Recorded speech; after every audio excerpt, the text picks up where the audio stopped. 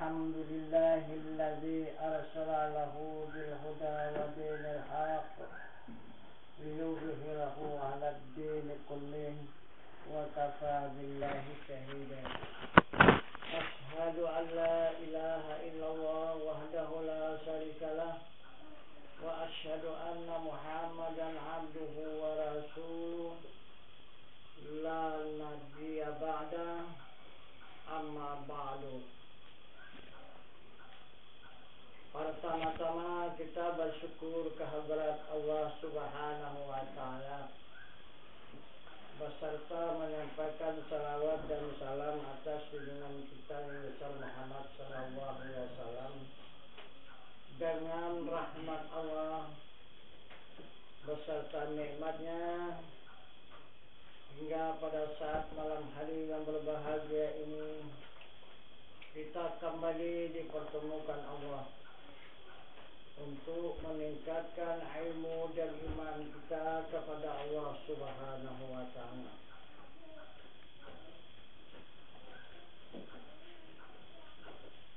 Yang mana Allah Subhanahu wa Ta'ala memberikan petunjuk kepada sekalian hambanya. Dengan petunjuknya yang berbunyi, Inna salata kanat alal mu'minina kitaban mawquta. Jadi kata Allah, salat kewajiban tanda orang yang beriman diberikan fardu berwaktu-waktu. Jadi inilah salat yang 5 waktu. Jadi salat ini adalah jalan kita kembali kepada Allah Subhanahu wa Ta'ala. Pelajaran kita yang telah lalu adalah jalan kembali kita kepada Allah melewati amal. Ini adalah melewati jalan ibadah.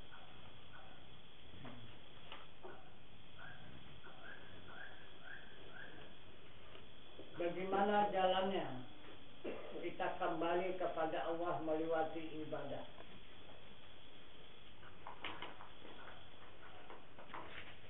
Maka di dalam kita menegakkan salat yang 5 waktu ini adalah berdiri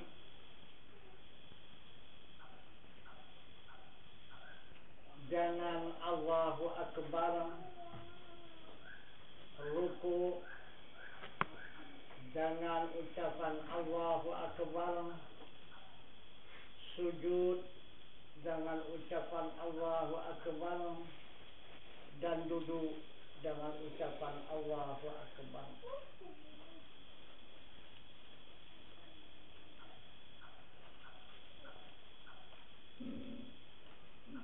Siapakah yang mengatakan berdiri, rukuk, sujud dan duduk itu dia mengatakan Allahu Akbar.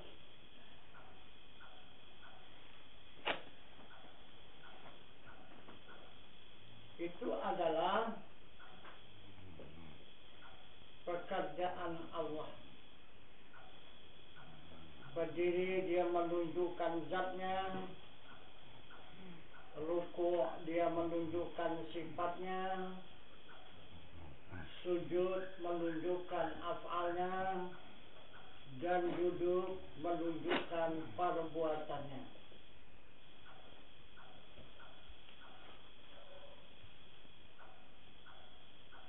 Jadi af'al ini kembali kepada asma,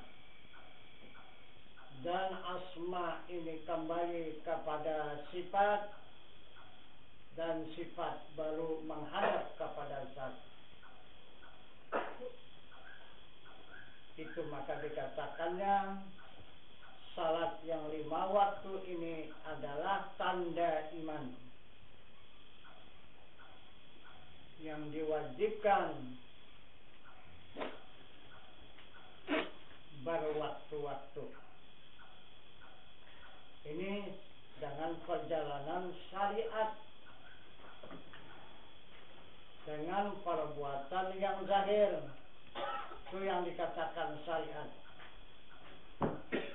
Yang dimaksud dengan syarat syariat.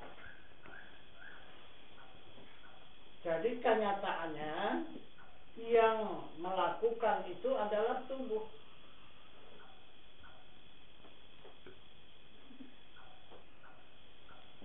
Tapi kalau hanya semata tubuh yang melakukan, sedangkan tubuh itu la haula wala quwata, tidak ada daya dan upaya. La tahrakun zarratin illa biiznillah. Tidak ada yang bergerak walau sebesar ziarah kecuali izin Allah. Itu kalau secara syariat saja. Maka syariat itu Nabi tidak memisahkan dengan hakikat. Apabila bersyariat saja, hampa, tidak ada dapat apapun yang dilakukan. Dan apabila hakikat samata juga tidak dapat dinyatakan. Jadi batal. Apa maksud syariat dan hakikat? Nabi mengatakan di dalam sabdanya, wasyari'atu bila hakikati adilatu wal hakikati bila syariati batilah. Bersyariat tanpa hakikat hampa, berhakikat tanpa syariat batal.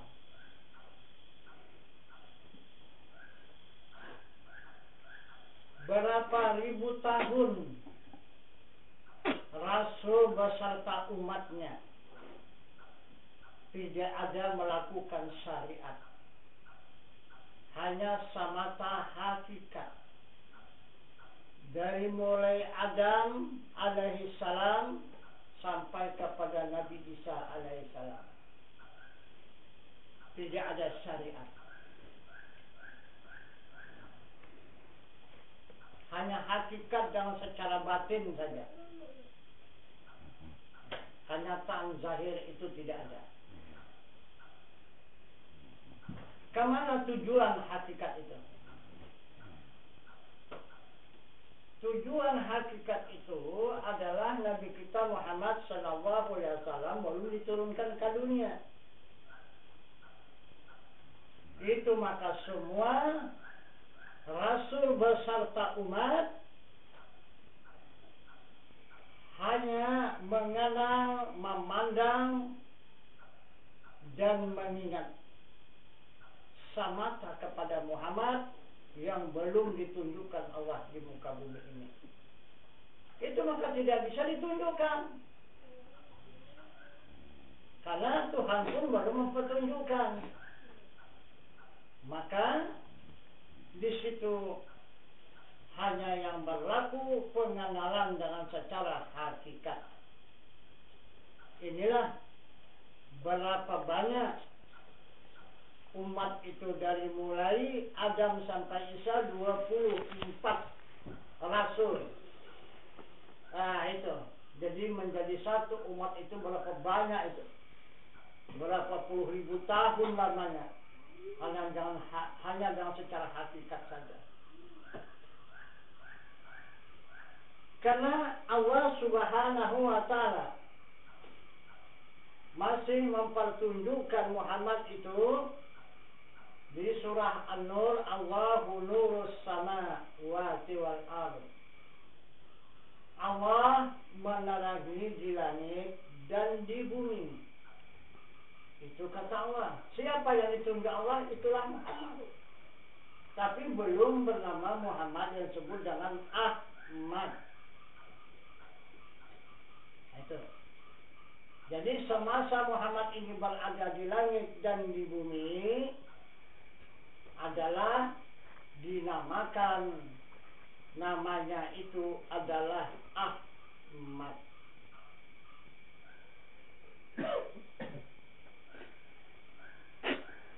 Kemudian sampailah ke Rasul ke-25.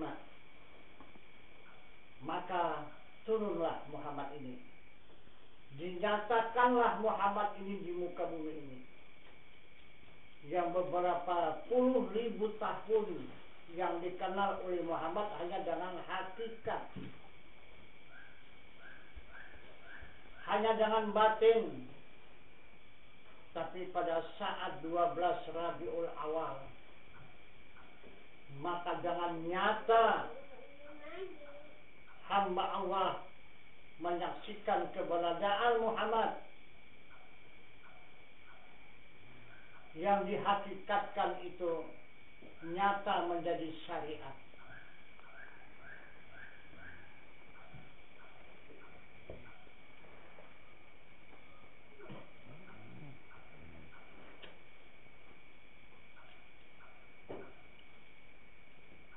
Berapa lama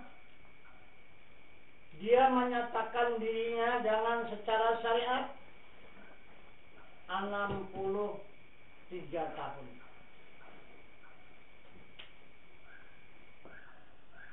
Dia menyatakan dengan secara syariat, dengan nyata. Itu pun al-a'radul basyariyah. Berperangai mereka itu Rasul sebagai perangai manusia, tapi bukan manusia. Seperti sakit, makan, minum, tidur, lapar, lelah, dahaga, berbangsa, bersuku, berketurunan, hanya halus. Karena dia memberikan suri tauladan kepada hamba-hamba Allah yang mempunyai tubuh yang kasar. Jadi dia menyerupa seperti tubuh yang kasar. Tapi walaupun dia menyerupa, tapi tidak sama. Dia hanya halus. Jadi sekalian hamba Allah yang ada itu wajib berperangai sebagai perangai manusia, wajib. Kalau Rasul hanya halus, boleh jadi, boleh tidak. Karena dia masih tetap menunjukkan dirinya adalah nur. Itu maka dia tidak berbayang karena sinar matahari dan sinar lampu. Bahkan di waktu malam dia yang menerangi.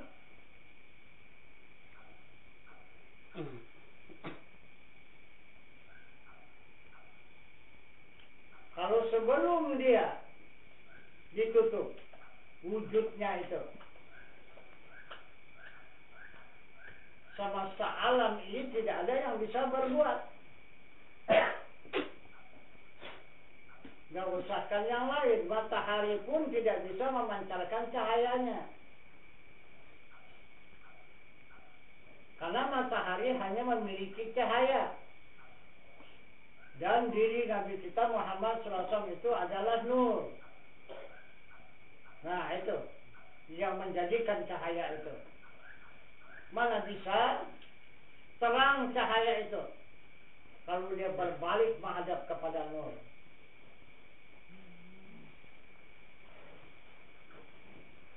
Kemudian sesudah 63 tahun dia menjadi orang syariat, walaupun dia harus, tetapi sudah nyata dengan mata kepala.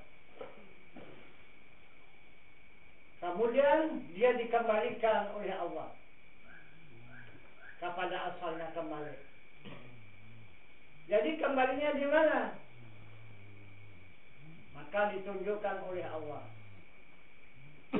Tidak lagi dikatakannya menerangi di langit dan di bumi, tetapi Allah mempertunjukkan, memperkenalkan keberadaan Nabi kita Muhammad sallallahu alaihi wasallam, wa ma arsalnaka illa rahmatan lil alamin. Tidak aku utus engkau wahai Muhammad hanya menjadi rahmat semesta alam. Nah, jadi Muhammad ini sebelum lahir itu adalah Ahmad. Sesudah lahir ke dunia ini maka dia bernama Muhammad. sesudah dia dewasa dikatakan Al-Amin, dan sesudah dia menjadi pemimpin dikatakan Mahmud, yaitu terpuji. Sekarang ini adalah menjadi rahmat semesta alam. Inilah keberadaan Nabi kita Muhammad SAW. Asalnya dia dari alam hakikat, maka menyatakan dirinya menjadi alam syariat, dan kembali dia menjadi orang hakikat. Nah, itu maka tidak dapat dipisahkan antara syariat dengan hakikat, karena sudah dia menjadi syariat, kembali ke hakikat. Nah, jadi tidak bisa dipisahkan antara syariat dengan hakikat, antara zahirnya dengan batinnya. Nah, jadi zahirnya itu syariat dan batinnya sekarang ini adalah hakikat. Jadi adalah keberadaan Nabi kita Muhammad SAW pada sekarang ini adalah menjadi batin seluruh semesta alam. Nah, itu. Jadi orang yang tidak mempunyai ilmu hakikat itu orang yang tidak ada hubungan dengan Muhammad Rasulullah. Itu orang yang putus hubungan dengan Muhammad Rasulullah dan dengan diri Allah Subhanahu wa Ta'ala. Itu orang yang tidak berhakikat. Itu putus hubungan.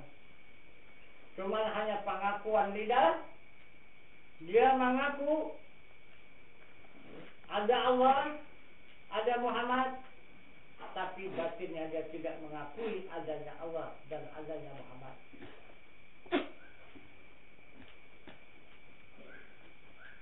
Nah, itu maka perbuatan yang dicontoh oleh mereka hanya perbuatan yang syariat, yang zahir.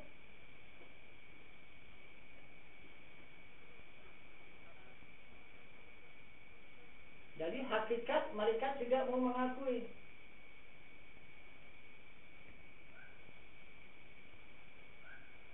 Jadi kalau hanya kita mengakui syariat saja tanpa hakikat, yang kita akui hanya diri manusia saja. Diri manusia inilah yang ada. Diri Allah dan Rasul itu tidak ada. Ini kalau kita berpaham di syariat. Itu. Jadi Allah dan Rasul adanya dalam khayalan, tidak ada di dalam kenyataan, tidak ada di dalam keimanan, itu tidak ada. Nah, inilah yang dipetunjukkan oleh Allah Subhanahu wa Ta'ala kepada sekalian umat Muhammad sallallahu alaihi wasallam, tidak meninggalkan dan tidak memisahkan antara syariat dengan hakikat. Jadi salat dengan secara syariat inilah yang berdiri Allahu Akbar, yang ruku Allahu Akbar, yang sujud Allahu Akbar, yang duduk Allahu Akbar. Itu syariat. Jadi apa isinya? Yang berdiri Allahu Akbar itu isinya apa? Yang ruku itu mengata Allahu Akbar isinya apa? Dan yang sujud itu mengata Allahu Akbar isinya apa? Dan yang duduk itu mengata Allahu Akbar isinya itu apa?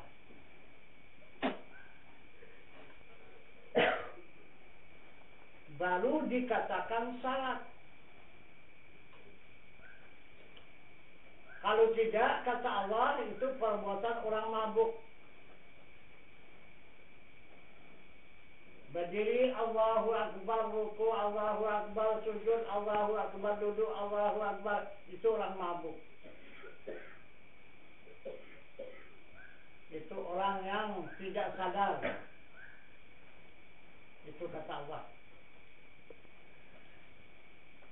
Nah, jadi yang dimaksud salat, yang mengata Allahu Akbar di waktu berdiri itu tujuannya apa? Ini baru tidak mabuk. Jika tahu tujuannya, maka tidaklah dikatakan Allah orang yang mabuk. Jadi apa tujuannya? Sesuai dengan petunjuk Allah Subhanahu wa taala di dalam ayat suci Al-Qur'an, wa aqimis salata li dzikri. Tegakkan salat, ingat aku. Ingat itulah dia tujuannya. Ingat itulah dia orang yang tidak mabuk. Apabila tidak ingat, itu adalah orang mabuk. Namanya orang lain kan? Orang mabuk. Ingat. Nah, kemana? Enggak ingat kepada Allah. Enggak ingat kepada Zat yang Maha Suci. Itu adalah salat yang berdiri ruku, sujud dan duduk itu adalah kosong, kata Nabi. Jadi tak ada isinya, kosong. Cuma hanya capek mengajarkannya, tetapi hasilnya tidak ada. Nah itu. Jadi kalau dia berhasil, jika tahu dia tujuannya dan jika tahu dia isinya.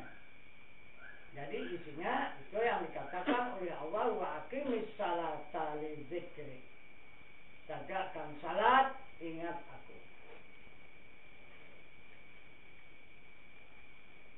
Itu jalan ibadah untuk kita kembali kepada Allah. Kemudian yang kedua, Allah mengatakan kepada hambanya, inna salata tatanha 'anil fahsya'i wal munkar. Salat mencegah perbuatan yang munkar. Yang mana salat yang mencegah perbuatan yang munkar? Bahkan di mana-mana saja orang yang berdakwah, salat mencegah perbuatan yang munkar, inilah salat yang 5 waktu ini. Itu sudah bersalahan berat. Sudah menyimpang jauh daripada yang dimaksud oleh Allah. Sedangkan salat yang 5 waktu yang syariat ini ada kemungkaran di dalamnya. Kenapa maka dikatakan ini mencegah perbuatan yang munkar? Sedangkan di dalam pelaksanaan salat itu ada kemungkaran. Seperti yang dikatakan oleh Allah, fawailul lil musallin alladzina hum an salatihim sahun. Celaka orang yang salat, salatnya yang lalai dalam ingatan. Nah itu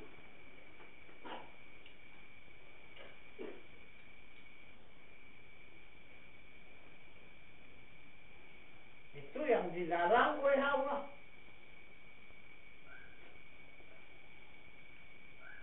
Lalai di dalam salat itu ingatan kepada Zat Allah.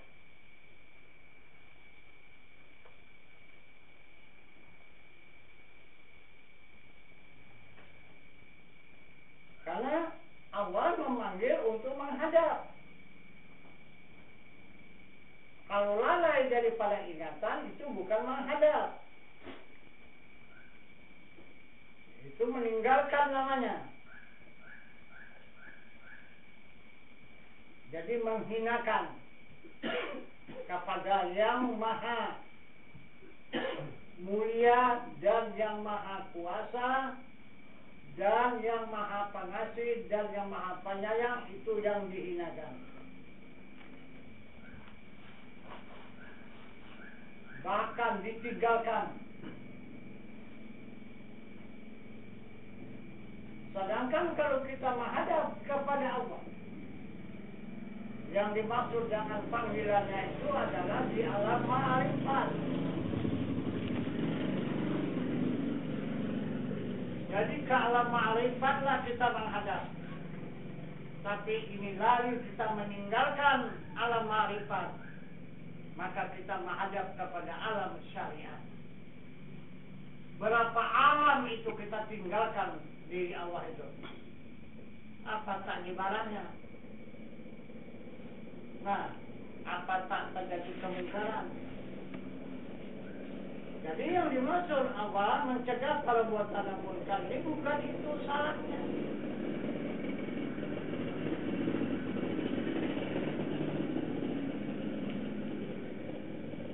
Itu salah orang yang hakikat. Yang mana salat orang yang hakikat? Salat orang yang hakikat sesuai dengan petunjuk Allah, fa'aina ma tuwallu fasamma wajhullah. Barang kemana hadap kamu, di sana wajah Allah. Nah, jadi itulah salatnya orang hakikat. Dia tidak melakukan berdiri, ruku, sujud, dan duduk. Orang hakikat dia salatnya hanya memandang kepada wajah Allah. Yang laisa kamitslihi syai'un wa huwas sami'ul basir. Hanya memandang kepada wajah Allah yang tidak ada seumpamanya.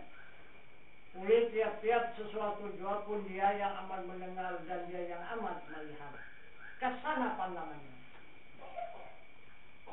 Jadi barang di mana saja dia berada, baik dia keadaan duduk, baik dia keadaan berdiri, baik dia keadaan berjalan, baik dia dalam keadaan berkata, baik dalam keadaan diam, tetap dia memandang kepada wajah Allah. Tetap dia melakukan salat. Tidak batal dibawanya berjalan salatnya itu. Tidak batal dibawanya makan dan minum salatnya itu. Dan tidak batal dibawanya bekerja kemana saja salatnya itu. Ini yang dimaksud oleh Allah, inna salata tanha 'anil fahsya'i wal munkar.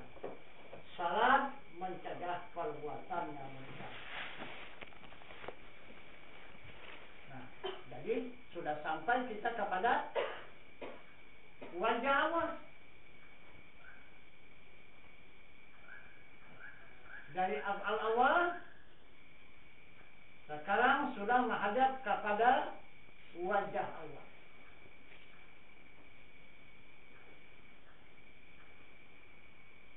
Kemudian baru yang ketiga, yang dimaksud oleh Allah Subhanahu wa ta'ala, yang diwajibkan atas hambanya melakukan salat 50 waktu sehari semalam, yang dikatakannya di dalam ayat suci Al-Quran yang berbunyi salatan daimun, salat yang tidak berkeputusan.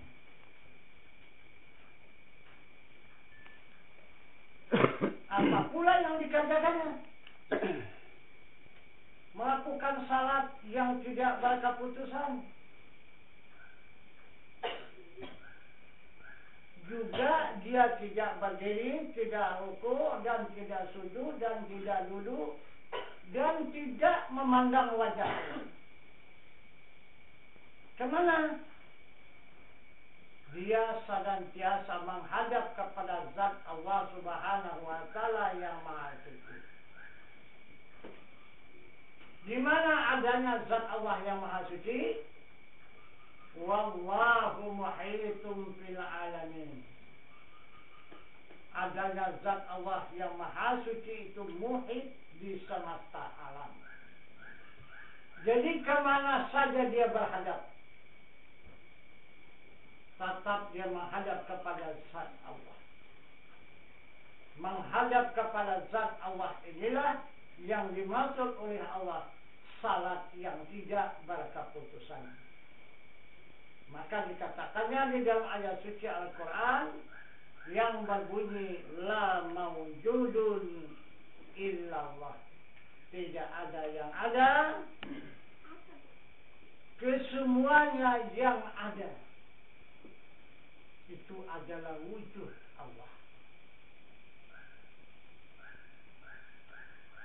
Nah, jadi inilah jalan kita kembali kepada Allah melewati ibadah.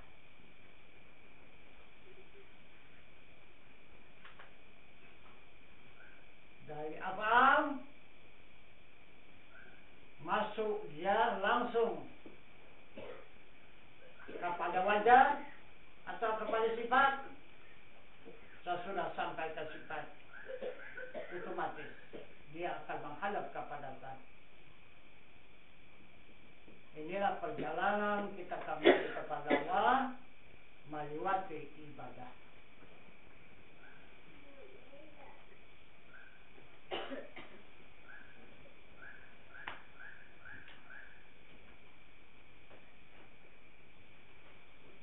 Karena kita ini pasti kembali.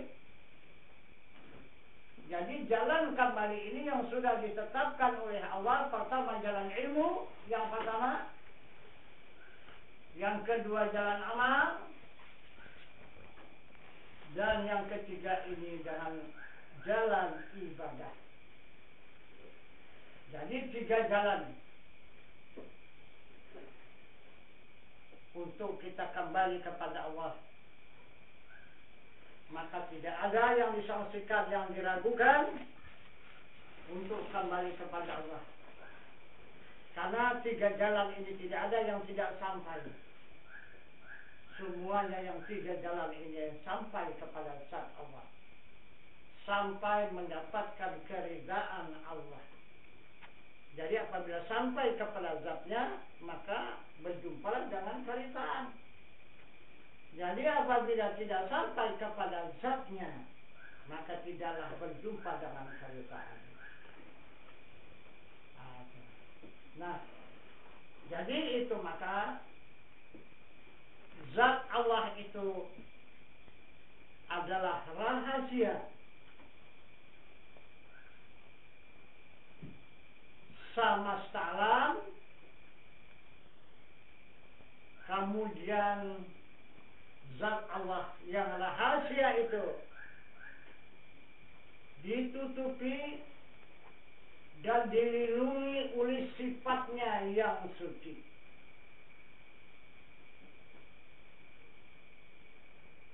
Karena dia maha suci. Zat Allah yang rahasia itu maha suci.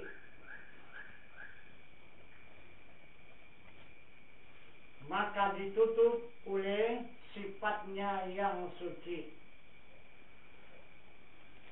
Kemudian sifatnya yang suci ini ditutup pula oleh asmanya yang maha besar.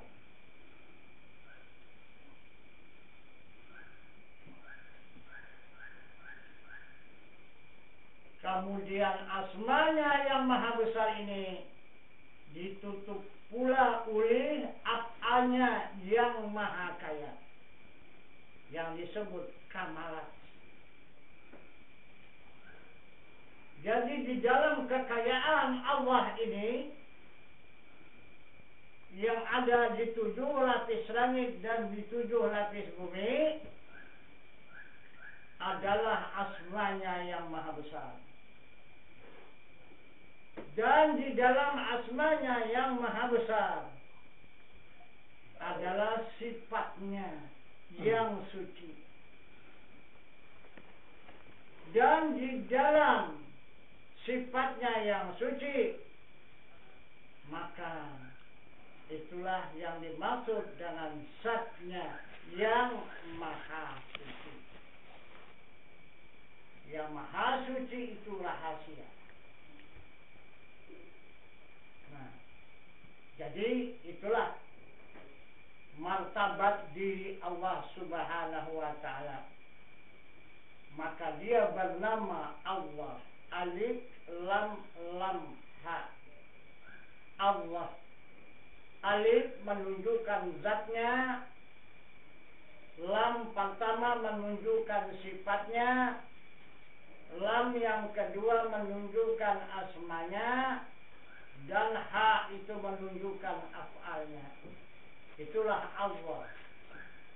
Jadi yang dimaksud Allah itu adalah himpunan semesta alam. Itu Allah. Itu maka Asmaul Husna. Itulah Allah. Nah, jadi zat yang maha suci ini yang ada menjadi rahasia semesta alam oleh Nabi Musa alaihi salam, ditunjukkannya di muka bumi ini atas permintaan Nabi Musa. Zat Allah itu mengabulkan permintaan Nabi Musa. Kenapa Nabi Musa maka meminta zat Allah itu supaya dinyatakan di muka bumi ini? Sedangkan zat Allah dengan bumi ini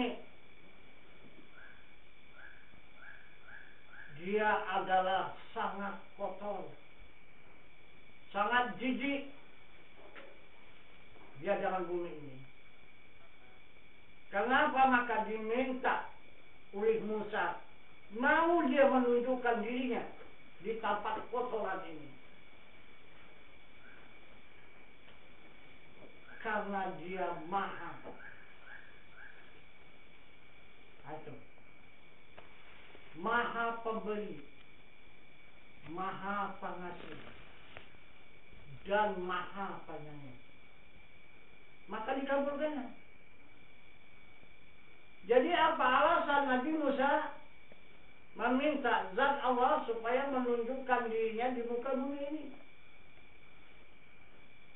Karena sekalian hamba Allah yang ada di muka bumi ini tidak percaya lagi kepada Rasul, tidak percaya lagi kepada Musa. Karena semua umat itu menuntut kepada Musa, jika benar kau utusan Allah, ya Musa, coba tunjukkan Tuhanmu itu mana, supaya kami tahu. Kami tidak percaya atas petunjukmu. Langsung kami pertemukan dengan Tuhanmu itu supaya kami beriman kepada Tuhan. Maka dari itulah Nabi Musa tidak ada henti-hentinya bermohon kepada zat Allah untuk menundukkan dirinya ke muka bumi ini. Sehingga turun Raja Malaikat supaya menghentikan permintaan Nabi Musa. Itulah Malaikat Mukarrabin namanya. Apa kata Malaikat Mukarrabin? Wahai Musa, hentikan permintaanmu itu kepada diri Tuhanmu. Coba kamu lihat, aku ini adalah Raja Malaikat. Coba kamu pandang rupaku ini bagaimana. Mukanya 4, matanya 8. Itu pun tidak bisa mataku yang 8 ini melihat diri Tuhan itu. Apalagi kalian? Apalah kekuatan kalian? Apalah kekuasaan kalian? Mata kalian saja hanya tinggal 2. Saya 8 mata. Udah, hentikan. Apa kata Musa? Raja Malaikat, tugasmu apa? Dia memimpin malaikat. Langsung laksanakan tugasmu. Jangan kamu campur tangan sini. Ini hakku, ini tugasku. Pulang. Tak bisa apa-apa Raja Malaikat. Nah, akhirnya Tuhan mempertunjukkan dirinya dalam 1 detik saja. Stop. Habis semua jadi abu. Jadi alam semua gulung-gulung itu. Dan umat Musa semua sama Nabi Musa yang menjadi abu. Maka Allah memerintahkan kepada Jibril, ditempa kembali Nabi Musa itu, dihidupkan kembali. Maka hiduplah Musa. Sesudah hidup Musa dilihatnya, umatnya semua jadi abu. Maka dituntutnya pula mereka Jibril, kau jadikan semua, hidupkan semua. Jangan aku saja hidupkan, semua umatku itu hidupkan. Tak ada artinya kau menghidupkan aku kalau mereka tidak percaya kepada Tuhan. Hidupkan mereka kembali supaya mereka percaya kepada Tuhan. Udah tahu ya bukti adanya Tuhan. Maka semua dihidupkan kembali oleh malaikat Jibril. Sudah sadar mereka. Apa katanya? Musa tidak bisa diikut. Macam mana mereka Musa? Tuhan hati. Ini bukti. Semua terbakar. Jadi tidak ada yang bisa membakar selain daripada api. Mana bisa? Tuhan api. Mana bisa kita ikut? Nah, maka semuanya ingkar, tidak ada yang beriman. Usahakan bertambah iman, satu orang pun tidak ada lagi tinggal yang beriman. Habis semua. Ingkar semuanya. Nah, itulah yang sudah terjadi sunnah terhadap kepada diri Rasul yang dipetunjukkan oleh Allah Subhanahu wa Ta'ala kepada setiap hambanya.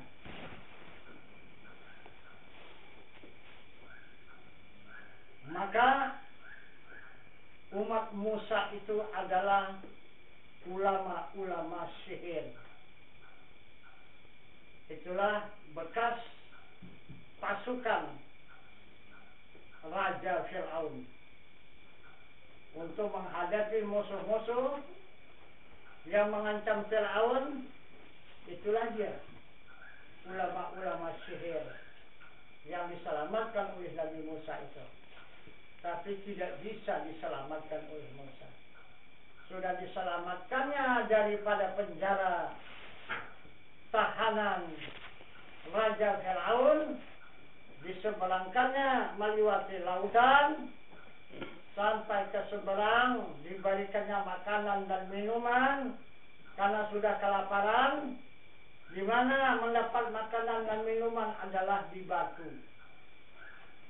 Nah, itu maka dikatakan oleh Allah dalam Al-Quran, "Fanfajarat min husnata asrata aina kullu unasim masrabahum waskuru min rizqillah." Nah, itu. Jadi disembat oleh Musa dengan tongkatnya batu yang besar itu, maka memancar 8 mata air. Jadi kata Nabi Musa, minumlah dan makanlah kalian sepuasnya, itu rezeki dari Allah. Itu kata Musa. Selamat daripada kehausan dan kelaparan kepada menyeberang lautan. Nah, juga tetap tidak beriman. Begitulah jejirnya umat. Coba kurang apa Rasul untuk menyelamatkan tapi tidak mau diselamatkan. Akhirnya itulah dia permintaannya, meminta Tuhan supaya diwujudkan di muka bumi ini. Maka terjadilah kehancuran. Nah, jadi kemudian maka Nabi Musa pun mengembalikan tugasnya kepada Allah Subhanahu wa Ta'ala karena dia tidak mampu menjalankan tugas kerasulan itu. Karena tidak ada orang mempercayai dia lagi. Jadi pada saat sekarang ini timbul kembali. Sekarang ini banyak kita mungkin yang belum sadar bahasa kita ini sudah masuk di zaman Nabi Musa kembali. Nah itu, kita berada sekarang ini di zaman Nabi Musa. Nah itu, karena Nabi kita Muhammad Sallallahu Alaihi Wasallam menjamin sampai 1400 tahun.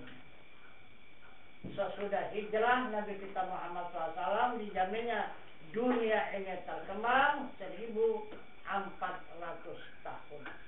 Sekarang sudah berjumlah 1431 tahun. Jadi 31 tahun sudah melewati batas dari Nabi kita Muhammad SAW. Nah, maka ini masuk kepada zaman Nabi Musa. Nah, itu. Zaman Nabi Musa, maka timbullah sekarang ulama-ulama sihir, dan timbullah sekarang kekuasaan yang luar biasa. Itu yang mewarisi daripada Raja Fir'aun. Akan timbul kembali. Nah, maka dari itu, diri Allah Subhanahu wa Ta'ala akan menundukkan dirinya. Zaman Nabi Musa baru hanya menghancurkan satu gunung. Itulah Bukit Tur Sina. Nah, tapi pada saat sekarang ini bukan lagi satu gunung. Mungkin hampir semua melata gunung nanti akan terbalik dan akan musnah. Siapa yang musnahkannya? Zat Allah Subhanahu wa Ta'ala. Yang mana zat Allah? Coba lihat. Lahar sekarang yang keluar di Marapi itu. Siapa itu? Sekarang kalau di puncaknya itu sudah sekarang mencapai 2000 derajat kepanasannya.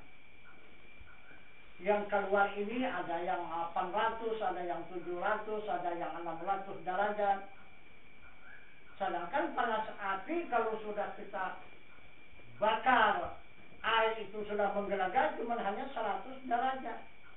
Itu pun tak tahan tubuh manusia lunyot. Yang 100 derajat. Ini apakah sanggup kita menghadapi 2000 derajat itu? Dan kemudian siapa yang bisa mencegah itu? Ada? Ada dukun? Ada paranormal? Ada para kiai? Sekarang ini yang sanggup mencegah itu? Ada? Tidak ada. Ini kenapa? Selama ini maka tidak meledak. Itu gunung-gunung yang membahayakan itu adalah dikawal oleh para wali Allah. Itu maka di gunung-gunung, di gua-gua itu ada para wali Allah. Itu maka diam. Dilindungi oleh para wali Allah. Tidak ada mengamuk. Melihat kemurkaan hamba Allah yang ada di muka bumi ini. Ini para wali Allah sudah cabut semua. Tidak ada lagi. Nah itu. Nah.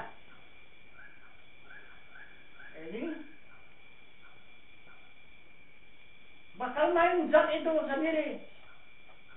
Karena tidak ada yang mendamaikan lagi. Tidak ada yang mendinginkan lagi. Tidak ada yang melindungi dia lagi. Maka dia akan main dengan sendirinya.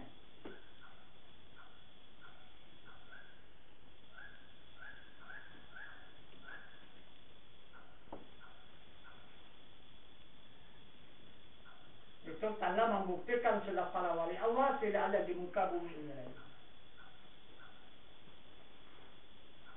Hanya tinggal sedikit pertahanan.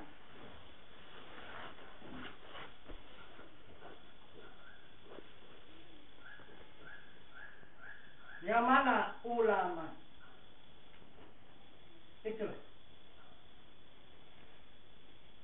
Tinggal hanya ulama.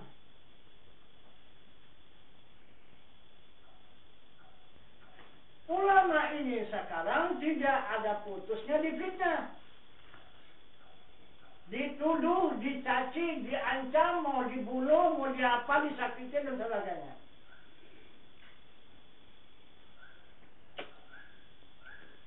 Itulah sekarang pekerjaan dan akal umat manusia pada zaman sekarang.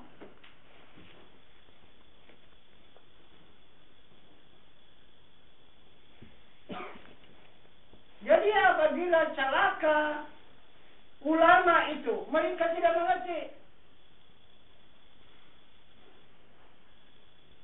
Tidak ubah seperti orang menyeberang lautan.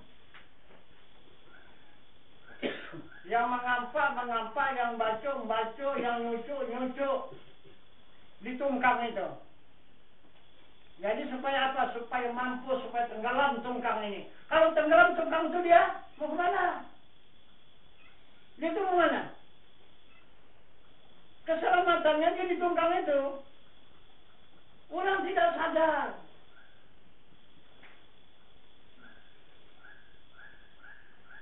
Dan ada juga yang satu iktibar lagi. Itu dalil alam, dalil jamali.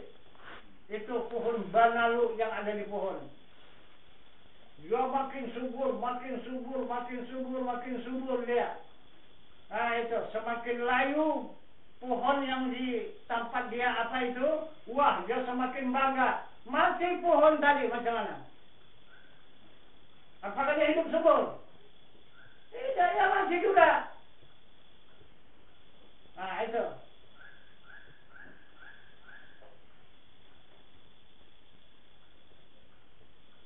Jadi tidak ada pertahanan bumi dengan langit kecuali Rasul. Rasul itu aulia. Aulia itu ulama. Memang pada syariatnya dia tak duduk serupa dengan Rasul itu. Dia adanya di Mekah ke Madinah. Padahal di mana perjalanan dia? Di langit dan di bumi. Serupa kekuasaan aulia seperti itu juga. Dia berkuasa di langit dan di bumi. Dan begitulah terakhir sampai kepada ulama. Ulama bukan hanya tak duduk di rumah, di sholat, di masjid atau di kampung.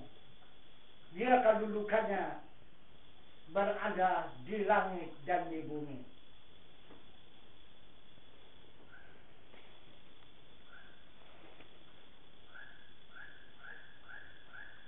Tapi banyak yang tidak mengenal, yang tidak mengetahui. Orang langit ada di bumi. Nah, itu yang diiktibarkan, apa namanya itu? Di dalam film-film itu, apa namanya? Film terbang, ya. Nah, itu kan hayalan itu. Film terbang itu kan hayalan itu. Ini mengambil cerita ini. Nah, tapi dia tidak dapat wujudnya, maka dihayalkannya. Nah, bisa dibikinnya. Satu contoh dan sini. Tapi coba nyatakan, mana tahu dia menyatakannya itu? Apa dia orangnya? Nggak ada. Cuma hanya hayalan itu. Tapi di agama punya kenyataan. Nah, dikatakan di contoh film terbang, apa film terbang itu adalah orang langit berada di bumi. Siapa itu? Orang langit berada di bumi. Nah, itu mau dicelakakan, habislah bumi ini akan tenggelam.